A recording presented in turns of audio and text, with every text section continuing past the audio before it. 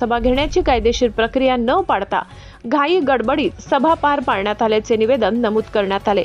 तसेच एका राजकीय पक्षाच्या निवेदनाच्या आधारे दबाव टाकून पंचायत समितीच्या गटविकास अधिकाऱ्यांकडून कोणताही शासन आदेश किंवा लेखी निर्देश नसताना ग्रामसेवकांना ग्रामसभा घेण्यास भाग पाडण्यात आल्याचा आरोप करण्यात आलाय।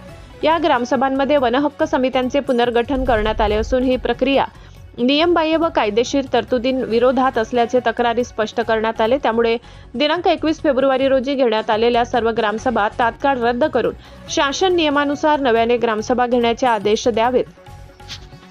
तसेच संपूर्ण प्रकरणाची सखोल चौकशी करून संबंधित जबाबदार अधिकाऱ्यांवर योग्य ती कारवाई करावी अशी मागणी करण्यात आली।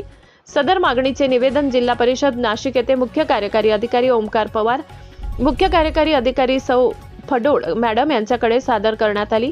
यावेळी ज्येष्ठ नेते चिंतामण गावित, माजी जिल्हा परिषद सदस्य गोपाळराव धूम, राष्ट्रवादी काँग्रेस पार्टी तालुका अध्यक्ष राजू पवार, नगरसेवक रमेश थोरात, नवसू गायकवाड, सरपंच तुळशीराम महाले, आनंदा झिरवाड, मोहन भोये, पुंडलिक घांगडे, राजेंद्र गावित, पुंडलिक बागुल यांच्यासह ग्रामपंचायत सदस्य अशोक पवार, धनराज गायकवाड, विष्णू झुंबाड, नरेंद्र भोये, कृष्णा गायकवाड, मुरलीधर भोये, पोपट भोये, मोहन चौधरी, भाऊराव महाले, वसंत चौरे, रामदास केंगा, सावडीराम महाले, जोटिंग बागुल आदी प्रमुख कार्यकर्ते उपस्थित होते। दरम्यान जिल्हा प्रशासनाने या प्रकरणाची दखल घेऊन योग्य ती कार्यवाही करावी अशी अपेक्षा ग्रामस्थांकडून व्यक्त करण्यात येत आहे। महाराष्ट्र क्रांती न्यूज वृत्त संकलन विभाग, सुरगाणा। अशाच नवनवीन बातम्या पाहण्यासाठी आमच्या महाराष्ट्र क्रांती न्यूज या YouTube चॅनलला लाईक करा, सबस्क्राईब करा आणि बेल आयकॉनला प्रेस करा।